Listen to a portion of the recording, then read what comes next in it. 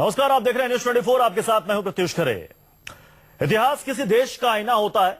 इसे पढ़कर जानकर पीढ़ियां तैयार होती हैं, लेकिन देश में इतिहास को लेकर बहस भी होती रही है। जब उसमें बदलाव की बात होती है तब उसमें बहस होती है। ताजा मामला है राजस्थान सरकार से जुड़ा हुआ, जहां 8वीं क्लास की सोशल साइंस की सिलेबस से पंडित नेहरू को जगह ना दिए जाने पर सवाल खड़े हुए हैं। सिलेबस में बापू के हत्यारे नाथूराम गोडसे का जिक्र भी नहीं है। हालांकि अभी यह किताब छपकर नहीं आई है।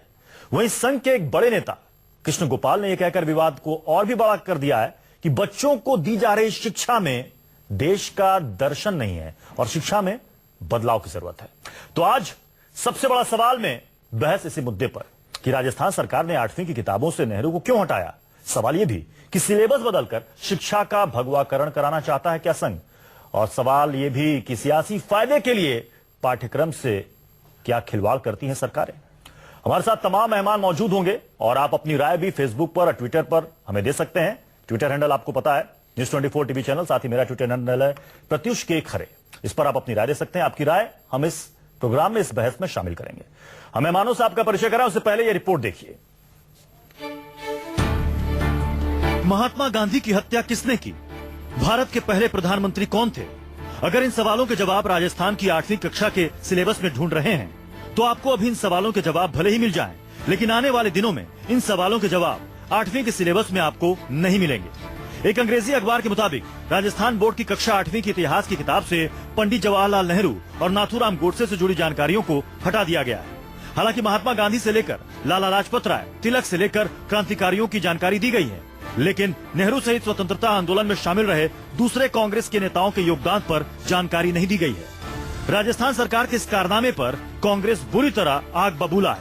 अगर महात्मा गांधी, पंडित नेहरू को आप लोग कुछ नहीं समझते हैं तो देश के सामने प्रधानमंत्री जी को बोल देना चाहिए कि मेरी जो प्रदेश में सरकारें हैं वो नेहरू को कुछ नहीं मानती, वो महात्मा गांधी को कुछ नहीं मानती। इस देश में जो कुछ किया है सिर्फ आरएसएस, बीजेपी ने किया है। कांग्रेस आरोप लगा रही है कि बीजेपी जानबूझकर इतिहास में कांग्रेस के योगदान को मिटा देना चाहती है। हालांकि राजस्थान सरकार की ये किताबें अभी बाजार में नहीं आई हैं, लेकिन नए सिलेबस को राजस्थान राज्य पाठ्य पुस्तक मंडल की वेबसाइट www.rstbrag.in पर अपलोड कर दिया गया है।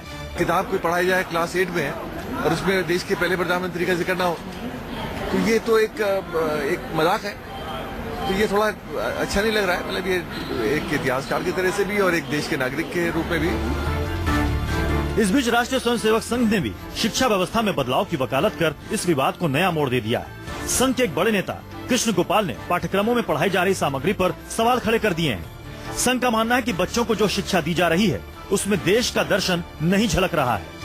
हमारे पास संविधान है, लेकिन इस पर कभी चर्चा नहीं हुई कि राष्ट्र दर्शन क्या होना चाहिए। हम सभी काम करेंगे, लेकिन किसके लिए? देश की नियति क्या होगी?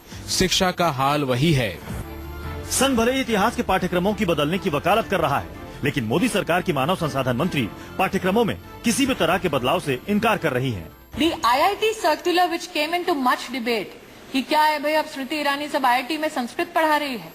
अगर उस सर्कुलर को आप ध्यान से देखें तो हमने उसमें कहा है कि जो उस भाषा में साइंटिफिक नॉलेज है, अगर वो संस्थान उस नॉलेज को उस भाषा में ग्रहण करना चाहता है तो संस्थान ऑटोनोमस है उसको करने के लिए।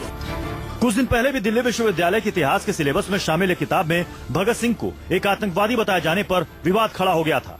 सड़क से लेकर संसद तक आवाज उठी थी। राज्यसभा ने एक सुर से लेखकों पर कार्रवाई करने की भी मांग की थी। लेकिन सवाल ये है कि क्या सियासी फायदे के लिए सिलेबस से खिलवाड़ करती हैं सरकारें? KJ Srivastava, Jaipur, news 24। तो सबसे बड़ा सवाल में इसी चर्चा इन्हीं विषयों पर और इन्हीं प्रश्नों पर हम करेंगे। हमारे साथ तमाम मेहमान जुड़ चुके हैं, उनसे आपका परिचय करा दें। हमारे साथ हैं गोपाल कृष्ण अग्रवाल जी, प्रवक्ता हैं बीजेपी के, राकेश सिन्हा जी, आरएसएस थिंकर। हमारे साथ हैं प्रेमचंद मिश्रा जी, स्पोक्सपर्सन है कांग्रेस के, और साथ ही प्रोफेसर दिनेश वार्ष्णेय जी, लीडर हैं सीपीआई के। राकेश सिन्हा जी, सवाल आप ही से पहला कि क्या बीजेपी ऐसा मानती है कि जो अब तक इतिहास पढ़ाया जा रहा है वो इतिहास ठीक नहीं है, गड़बड़ है, गलत इतिहास पढ़ाया जा रहा है?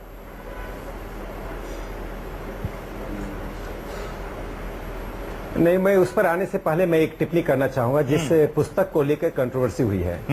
देखिए, राजस्थान में 8वीं कक्षा की पुस्तक, जो इतिहास की पुस्तक है, उसका मूल विषय क्या है? उस पर 2 विषयों पर फोकस किया गया है। यह बात मैं इसलिए कर रहा हूं कि अभी तुरंत मेरी राजस्थान के शिक्षा मंत्री वासुदेव देवनानी जी से बात हुई है। वो स्वयं एक शिक्षाविद है। वो दो विषयों पर जो फोकस किया गया था वो एक है रियासतों का विलय, मर्जर ऑफ इंडियन स्टेट्स, जो उनका विलय किया गया। दूसरा विषय संविधान सभा। यदि मर्जर में जवाहरलाल नेहरू की कोई बड़ी भूमिका रही हो तब तो उनका जिक्र होना चाहिए। उसमें सरदार वल्लभ भाई पटेल की भूमिका थी, जिन लोगों की भूमिका थी वो उसका जिक्र हुआ है। दूसरा, संविधान सभा में बाबा साहब अंबेडकर की महत्वपूर्ण भूमिका थी, उनको एक अग्रणी भूमिका के रूप में रखा गया है। अब 8वीं क्लास की पुस्तक में जवाहरलाल नेहरू का नाम नहीं है, ऐसा नहीं है। 2 जगह उनका जिक्र हुआ है, दोनों जगह है, मर्जर के प्रश्न पर और दूसरा संविधान सभा के संबंध में, दोनों जगह उनका जिक्र हुआ है। 9वीं और 10वीं के पुस्तकों में जवाहरलाल नेहरू पर पर्याप्त जानकारियां दी गई हैं। देखिए, सिविक्स में, इतिहास की पुस्तकों में फेज वाइज नॉलेज दिया जाता है। और राजस्थान ने एक और काम किया है जो बड़ा महत्वपूर्ण है, मुझे लगता है और राज्यों को भी फॉलो करना चाहिए, कि 1 से 5वीं तक की इतिहास की कक्षा में 75% स्थानीय इतिहास, 25% राष्ट्र का इतिहास। फिर 6ठी 7वीं के सिलेबस में 8वीं तक ये 50% और उसके बाद पूरे विश्व की जानकारियां पूरी तरह से देने की बात है। यह जो एक वैज्ञानिक तरीके से इतिहास की शिक्षा दी जा रही है, उस पर आप कह रहे हैं कि इसको टुकड़ों में बांट दिया गया। और आप ये कहना चाह रहे हैं ना राकेश जी, कि इतिहास की जानकारी को टुकड़ों में फेज वाइज बांट दिया जा रहा है। नहीं, यदि रियासतों की मर्जर में नेहरू की भूमिका का वर्णन होगा तो नकारात्मक ही वर्णन होगा। यदि नेहरू की भूमिका होती तो हैदराबाद आपके पास नहीं होता है। लेकिन इसमें कारण कश्मीर की समस्या महात्मा गांधी के हत्यारे नाथूराम गोडसे कई रियासत ऐसे थे जो नेहरू जी मर्जर के संबंध में नाथूराम गोडसे की हत्या, नाथूराम गोडसे का क्या चाहते हैं कि क्लास 1 से लेकर 12वीं कक्षा की सभी इतिहास की पुस्तकों में गांधी जी की हत्या और नाथूराम गोडसे का, लेकिन इससे पहले नाथूराम गोडसे इतने वंदनीय हो गए हैं कि उनकी सभी कक्षाओं में जिक्र हो उनका। नहीं, देखिए, पहले के एडिशन में क्या है कि किताबों की संरचना में परिवर्तन आया है। परिवर्तन, हाँ, तो इस बात को मानिए ना, मैंने कहा इसमें बदलाव किया गया, परिवर्तन किया गया है। इस बात को मानिए। की पुस्तक में रियासतों का मर्जर, ठीक है, यस जी, नाथूराम गोडसे ने महात्मा गांधी की हत्या की, आगे की पुस्तकों में इसका उल्लेख है। आप क्या चाहते हैं, क्लास 1 से लेकर 12वीं कक्षा तक हर पुस्तक में नाथूराम गोडसे का जिक्र हो, इसकी क्या आवश्यकता है? चलिए, प्रेमचंद मिश्रा जी, देखिए, राकेश सिन्हा जी ने अपनी दलील दी और अपना पक्ष रखा। वो कह रहे हैं कि ऐसा नहीं है कि इसमें पंडित नेहरू का जिक्र नहीं है। ये कह रहे हैं कि आप 9वीं और 10वीं क्लास की किताब उठा के देख लीजिए, वहां पर आपको पंडित नेहरू का जिक्र मिलेगा। ये कह रहे हैं कि इतिहास को फेज वाइज समझाने की कोशिश की गई है, ऐसा नहीं कि किसी का नाम हटा दिया गया है।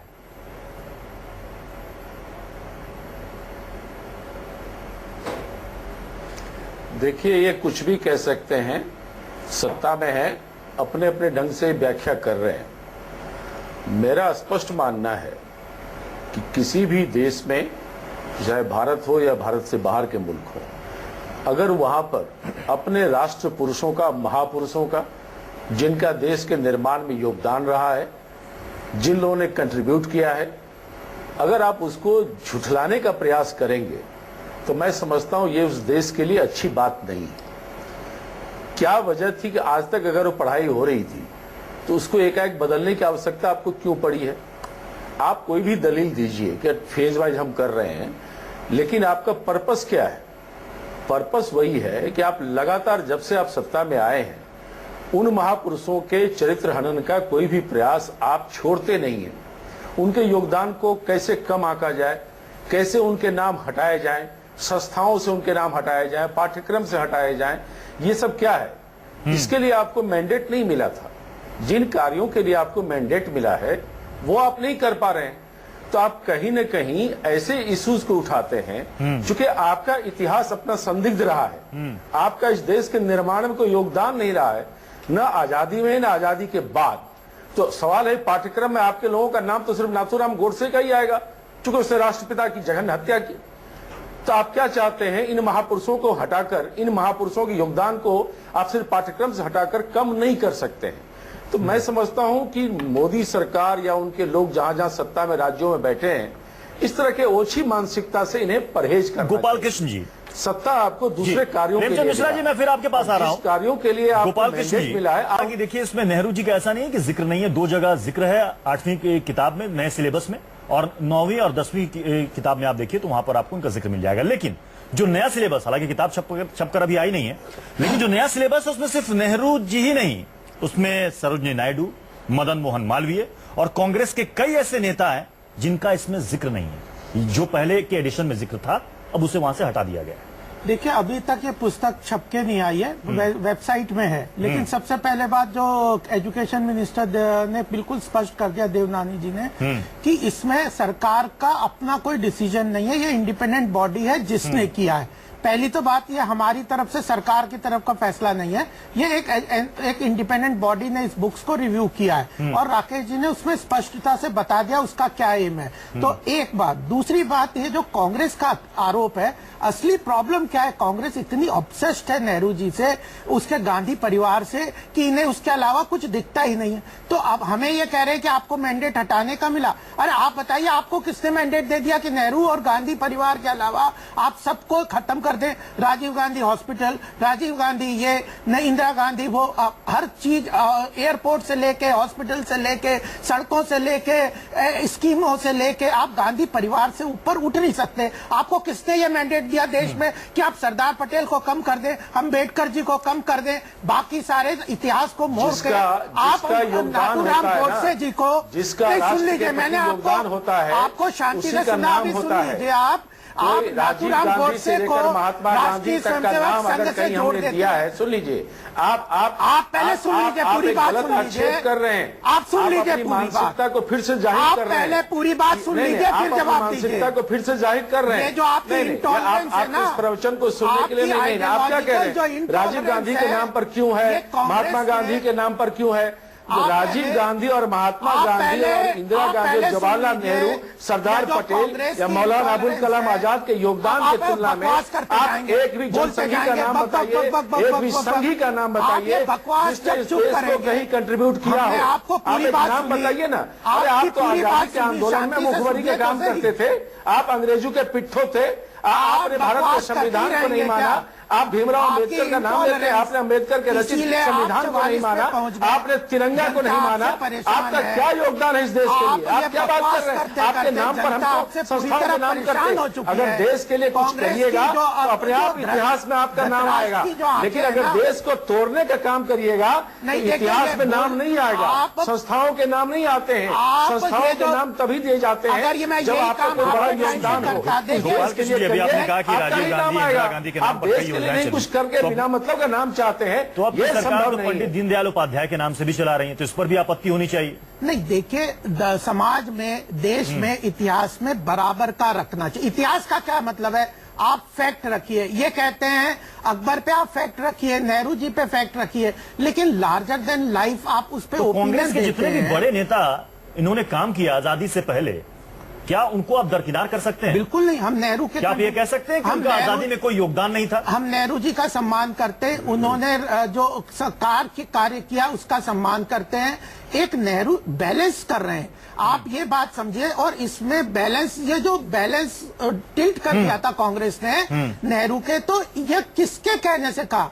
इनको किसी का कंट्रीब्यूशन, सरदार पटेल को कितना अंडरमाइन किया, अंबेडकर जी को कांग्रेस ने कितना यानी कि आपको ऐसा लग रहा है, कि इतिहास में बहुत सारी बातें ऐसी थी जिनको नहीं लग रहा, हाँ, न्यूट्रल लोगों को लग रहा है इसमें हमने नहीं किया, बदलाव की जरूरत थी। नहीं, देखिए, वो बदलाव हो भी रहा है, आपको ऐसा लग रहा है? पहली बात है, हमने नहीं किया, हमें लगता है, लेकिन हम नहीं कर रहे।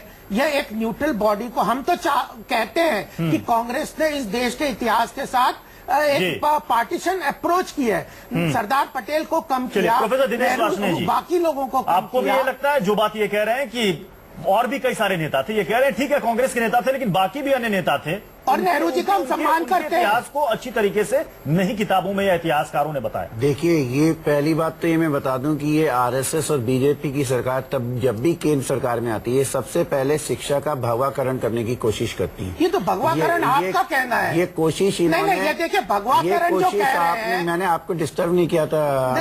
एक सेकेंड, भगवाकरण ये कोशिश इन्होंने तब भी की थी जब वाजपेयी जी सरकार में आए थे। जो ये इंडिपेंडेंट बॉडीज की बात करते हैं, इंडिपेंडेंट बॉडीज में इन्होंने संघ के विचारक घुसवा रखे हैं। तो पहले कौन कर रहे थे? और इन्होंने कोई इंडिपेंडेंट स्कॉलर इनके पास है ही नहीं, इनकी पार्टी में तो स्कॉलर्स है ही नहीं। राकेश सिन्हा जैसे विद्वान आदमी गिनती के 2-4 होंगे पूरी बीजेपी में। दूसरी बात मैं आपको राकेश बता सिन्हा जी दूं, भाजपा में नहीं है, आरएसएस में है, भाजपा एक ही बात है। दूसरी बात मैं आपको ये तो आप तो फिर तो आप तो कांग्रेस और आप दूसरी बात आप सुनिए, आप और कांग्रेस एक ही है क्या? देश के आजादी के आंदोलन में आपकी कोई भूमिका नहीं थी, इसलिए आप देश के आजादी के आंदोलन को इस ढंग से रखना चाहते हैं कि उसमें भगवाकरण की लाइन आगे बढ़ा दी जाए। 1950 उससे पहले आपके लोग सिर्फ टू नेशन थ्योरी दे रहे थे और ब्रिटिशर्स की मुखबरी कर रहे थे। दूसरी बात मैं आपको एक और बता देना चाहता हूँ कि रियासतों के मिलाने में भी नेहरू जी की भूमिका थी, रियासतों के मिलाने में भी नेहरू जी की भूमिका थी और उसमें भारतीय कम्युनिस्ट पार्टी की भी भूमिका थी, चाहे वो तेलंगाना आंदोलन हो, चाहे तिबागा आंदोलन हो, चाहे पुनप्पा वायलर हो, चाहे हरियाणा या आरआईएन रिवोल्ट हो।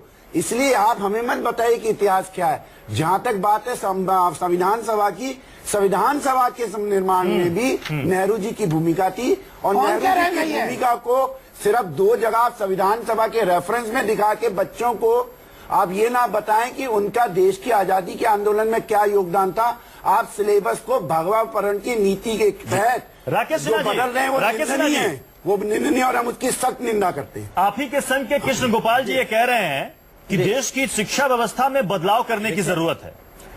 जिन सिलेबस को आधार बनाकर बच्चों को शिक्षा दी जा रही है उसमें देश का दर्शन नहीं झलकता है। तो क्या अब देश के इतिहास में बदलाव करके देश के दर्शन को समझाने की कोशिश की जा रही है?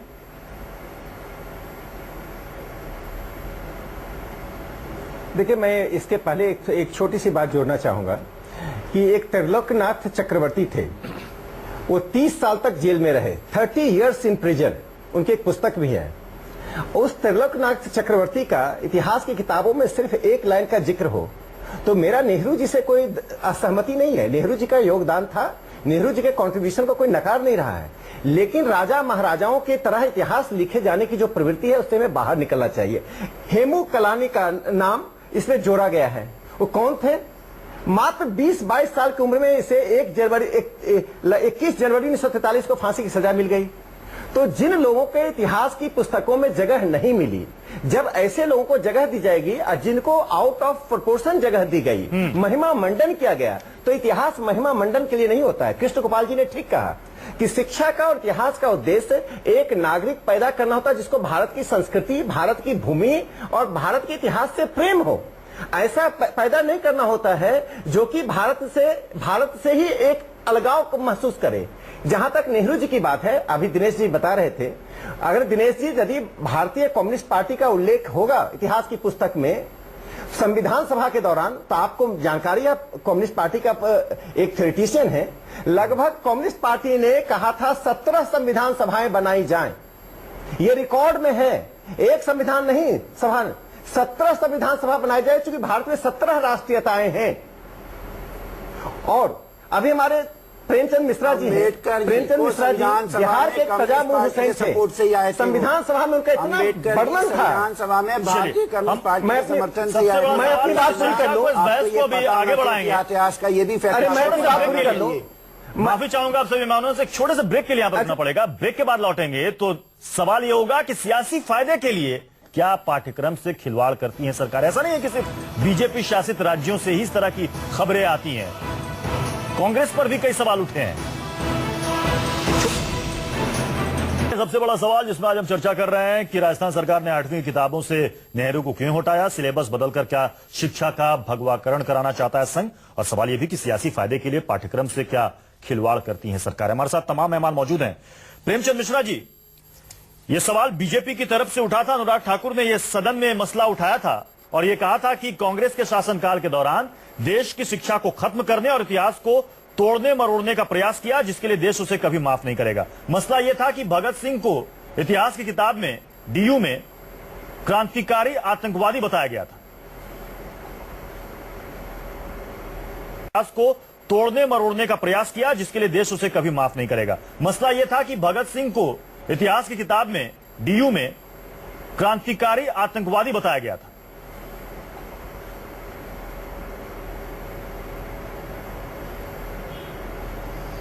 देखिए, मैं तो स्पष्ट रूप से इतना जानता हूं और ये कहना चाहता हूं, जब श्री राजीव गांधी प्रधानमंत्री थे तो उन्होंने भारत को एक विकसित राष्ट्र बनाने के लिए और जो तमाम तरह के आईटी क्षेत्र में बदलाव हो रहे थे, उससे भारत को भी लाभ मिले, उन तमाम चीजों को, जॉब ओरिएंटेड एजुकेशन को ध्यान में रखते हुए हमने नई शिक्षा नीति लाई थी।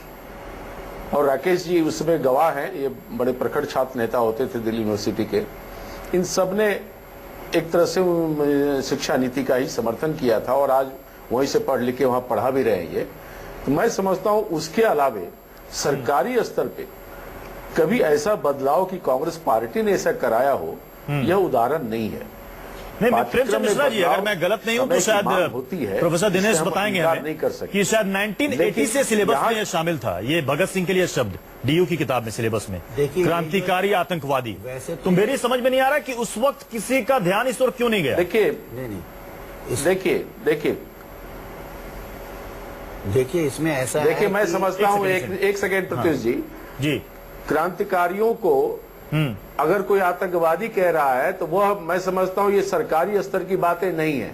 अच्छा, तब आपने फिर हटवाया क्यों नहीं? भगत सिंह को लेकर कहीं ऐसा उल्लेख है तो बहुत ही दुर्भाग्य। आपको ये पता भी नहीं है, इसका मतलब आप कितना संज्ञान में जब आया तब हमने हटवाया। आपको ये पता भी नहीं है कि डीयू की बुक्स में भगत सिंह जी को रिवोल्यूशनरी टेररिस्ट का और आप कह रहे हो कि बड़ा लगाव है। शिक्षा में बदलाव। अगर आपको शिक्षा से इतना ही लगाव है अग्रवाल जी, तो शिक्षा के साथ छेड़छाड़ मत करिए। तो आपका लगाव ये है आप कुछ भी करते रहेंगे और उसका काम शिक्षण संस्थाओं में अपने लोगों को थोपते हैं।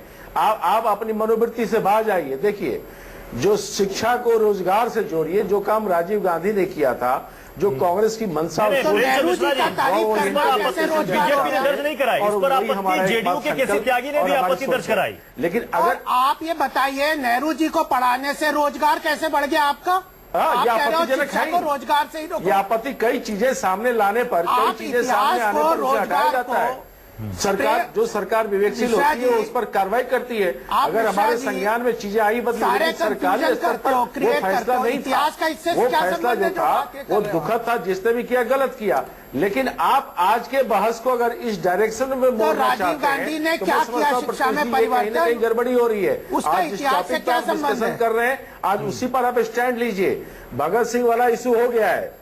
क्यों? भगत सिंह वाला इतिहास में बदलाव की होती है, सुधार की होती है, नाम के साथ चर्चा खुलकर होनी चाहिए। ठीक है, आप कह रहे हैं कि वो एक गलती थी, आपत्तिजनक शब्द था, उसे हटाया जाना चाहिए और अब हटाया जा भी रहा है। हर बदलाव को गलती कैसे माननी चाहिए, लेकिन मंशा क्या है? मंशा क्या है? मंशा क्या है? को कह सकते हैं बीजेपी ऐसे काम क्यों करती है जो सत्ता में आती है? चाहे अगर आप क्या कर रहे हैं? चूंकि आपने क्या किया है? देश के इतिहास को अपने हिसाब से लिखा है, अपने लोगों को बढ़ावा चाहते हैं देश को, और बदलाव को आप करते हैं। आप विद्वेष की बात करते हैं, आप महापुरुषों के महत्व को कम आंकना चाहते हैं, हम उसको समाप्त करेंगे। नेहरू जी ने शिवाजी के बारे में क्या कहा है? आप बताइए। बीजेपी सत्ता में आई है, महापुरुषों का सम्मान करिए। अगर महापुरुषों का सम्मान नहीं कर रहा है और शिक्षा के भगवाकरण की कोशिश कर रहा है, अरे ये बता, सिलेबस में बदलाव किया जा रहा है। हालांकि गोपाल कृष्ण देखिए भी किताब छपकर आई नहीं है। एक बात बताइए, आपने नेहरू जी ने शिवाजी के बारे में क्या कहा है? बताइए, नेहरू जी के शिवाजी के बारे में क्या ओपिनियन थी? क्यों नहीं बोलते आप? देखिए, मैं एक चीज कहना चाहता हूं। देखिए, मैं खरे जी, मैं दो बातें कहना चाहता हूं कि देखिए, इतिहास जो भारत की स्वतंत्रता मिली है वो बलिदानों से मिली है, भाषणों से नहीं मिला है। और उस बलिदान में सामान्य लोग थे, सामान्य किसान मजदूर और सामान्य हमारे आपके जैसे परिवारों के लोग थे। उसका मैं एक उदाहरण देता हूं। 1857 की क्रांति में हजरत महल की सेना में एक उदा देवी थी, जाति से पासी थी। इतिहास की पुस्तकों में उनका जिक्र होना चाहिए। 35 ब्रिटिश जवानों को अकेले उन्होंने मौत के घाट उतारा।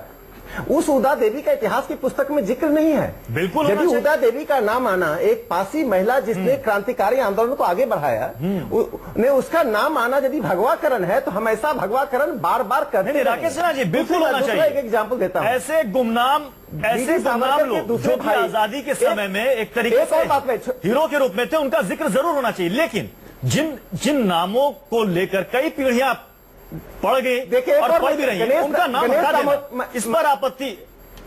मैं एक नाम में बता दूं।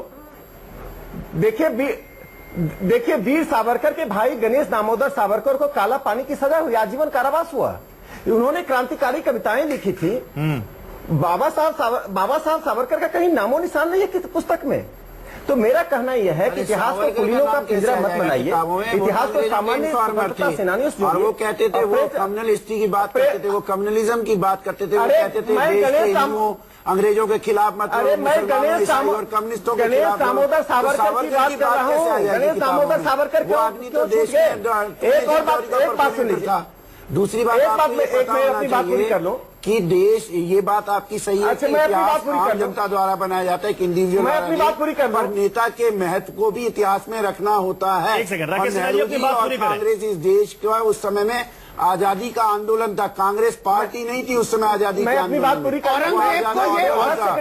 औरंगजेब के विषय में भी आप जब औरंगजेब को रख सकते हैं इतिहास में, और सावरकर को औरंगजेब के बारे में आप जब मर्जी बहस कर लेना औरंगजेब के बारे में। औरंगजेब के समय में मुगल डायनेस्टी, मुगल साम्राज्य में सबसे ज्यादा हिंदू ब्यूरोक्रेसी थी, और ये ऐतिहासिक फैक्ट है, इसको कोई डिनाई नहीं कर रहा आज तक। आपके इतिहास ये तो आपके ओपिनियन को आप हिंदू मुसलमान के रिश्ते को बांटने के लिए, सांप्रदायिकता को लाने के लिए फगवाकरण करते हो हमेशा। आप हमेशा औरंगजेब को ठीक से पढ़िए। शिवाजी कौन थे, उसके लिए आप गोविंद पंत सर को छोटा सा सवाल गोविंद पंत सर क्या कहते हैं, जिनके लिए उनकी हत्या कर दी गई, उसी के बाद वो लिखना चाहते थे, वो बनाना चाहते थे।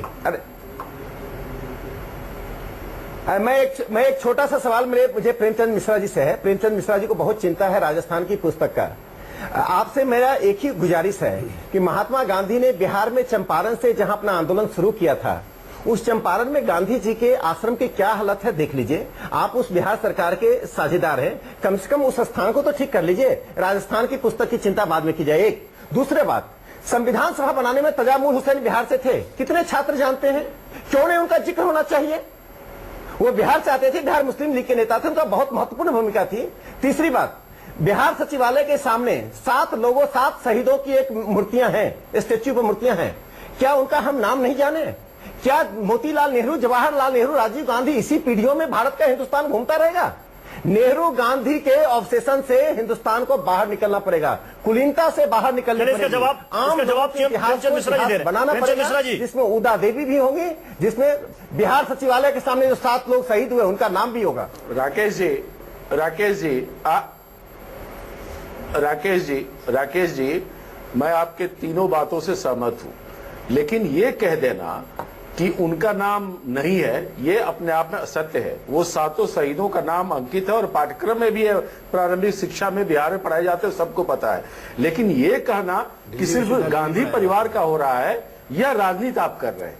अब रही बात चंपारण की, चंपारण को लेकर कई बार हम लोगों ने वहां कार्यक्रम किए हैं, और अभी पार्टी ने पूरे 1 साल का कार्यक्रम बनाया है। हम उसी को जीर्णोद्धार करने, फिर से अच्छे ढंग से उसे व्यवस्थित करने के प्रयास में कांग्रेस की यात्रा अगले महीने आरंभ हो रही है, और श्री राहुल गांधी स्वयं वहां जाने वाले हैं। रही बात जो आप 65 साल बाद ये कर रहे हैं, जब ये सत्ता में थे तब आपने क्या किया? पढ़ने लिखने वाले आदमी है मिश्रा जी, प्रेमचंद जी, ये बताइए 65 साल क्या किया? अग्रवाल जी सुनिए, नहीं अब आपको जब सत्ता से हट गए, अब आपको ध्यान आ रहा है क्या किया? 65 साल जो क्या उसी आधार पर आप बात कर रहे हैं? आप 65 साल में आपको कुछ दिखाई नहीं दे रहा है? तो 65 साल में तो साल में अगर किसी को दिखाई नहीं दे रहा है, इसका मतलब आपका अंधा है। 65 साल में कहां चला पहुंच गया, ये आपको दिखाई नहीं दे रहा है। आपको तो यही 2 साल में जो कुछ हुआ है उसे ही आप देश मान रहे हैं। सरदार पटेल मानसिकता से हटाइए, कभी नहीं। सुभाष चंद्र बोस हमारे थे, हमारे हैं और हमारे ही रहेंगे। आप उनके नाम पर राजनीति मत करिए, राजनीति का रोल है उसमें। आपके पास महापुरुषों का अकाल है, आपके पास आपका इतिहास कलुषित और कलंकित है। ये बात हो जाती है कि जब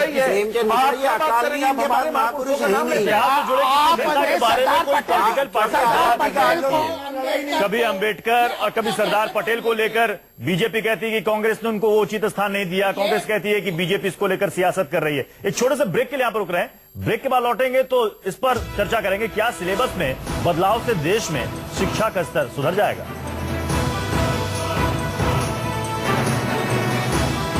सबसे बड़ा सवाल सियासत कर रही है। एक छोटे से ब्रेक के लिए यहां पर रुक रहे हैं, ब्रेक के बाद लौटेंगे तो इस पर चर्चा करेंगे, क्या सिलेबस में बदलाव से देश में शिक्षा का स्तर सुधर जाएगा।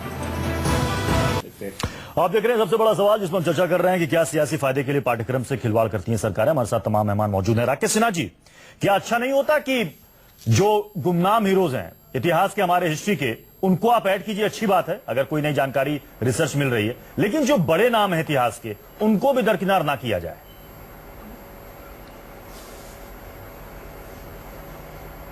आपने बहुत बुनियादी सवाल उठाया है। मैं एक बात कहना चाहता, ना कोई बड़ा करता है ना कोई छोटा होता है।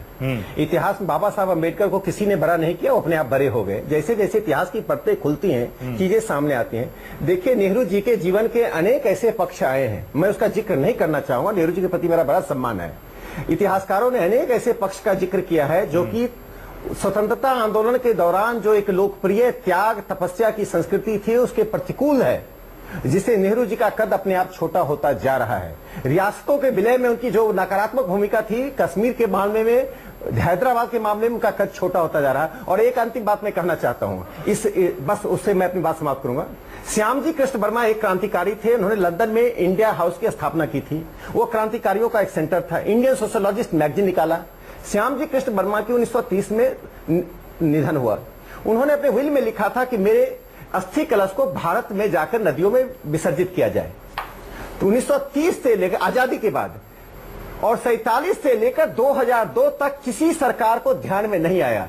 2003 में गुजरात के तत्कालीन मुख्यमंत्री नरेंद्र मोदी जेनेवा से उनके अस्थि कलश को लाकर भारत में विसर्जित किया। पूछिए कांग्रेस से, श्यामजी कृष्ण वर्मा और भारत के इतिहास को हमारा इतिहास अपना इतिहास मत कीजिए। हिंदुस्तान का इतिहास हिंदुस्तान का इतिहास है, उसको पार्टियों में मत विभाजित कीजिए। स्वतंत्रता आंदोलन के इतिहास को संक्षेप में प्रेमचंद मिश्रा जी आप कुछ कहना चाह रहे हैं? और हमारा कोई इतिहास नहीं है, कीजिए इतिहास में। मैं देखिए, हमारा इतिहास हिंदुस्तान का इतिहास है, आपका इतिहास रोम का इतिहास है। हम राम के इतिहास में बिलीव करते हैं, आप रोम के इतिहास में। अच्छी बात आपने कही राकेश सिन्हा जी, अच्छी बात की। एक अच्छी बात आपने कही कि मेरा इतिहास तुम्हारा इतिहास नहीं, हमारा इतिहास कहिए। कांग्रेस अच्छी बात है। अच्छी बात है कि अगर हिस्ट्री में कई गुमनाम लोग हैं जिनका जिक्र नहीं है और रिसर्च में अगर उनके बारे में कुछ नई नई जानकारी मिल रही है तो उसको इतिहास में जरूर जोड़ा जाना चाहिए, जिससे नई पीढ़ियों को पढ़ा जाना चाहिए। लेकिन साथ ही जो बड़े नाम है इतिहास के उनको भी दरकिनार नहीं किया जाना चाहिए। एक छोटे से ब्रेक के लिए रुक रहे हैं आप सभी मेहमानों का बहुत बहुत शुक्रिया हमारे साथ सबसे बड़ा सवाल में जुड़ने के लिए। एक छोटा